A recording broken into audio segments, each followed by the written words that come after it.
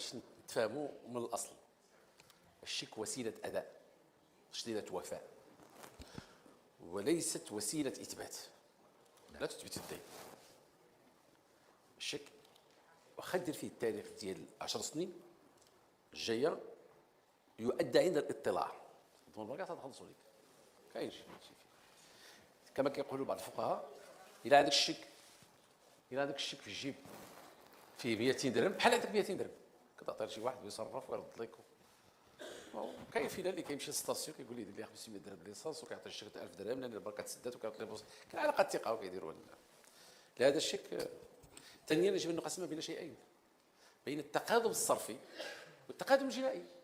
التقادم الصرفي درنا فيه سنه، شي واحد يجمع اللغه الرئيس.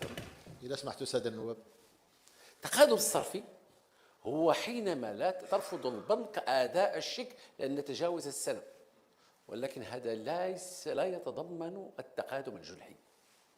معناها نمشي للبنك نحط الشيك يقول لك اسيدي دازت عليه سنه ما غاديش ما يمكنليش نخلصوا، ولكن يمكن لك تمشي دير دعوه في المحكمه ويتابعوا جنائيا على اصدار شيك باذن الرصيد.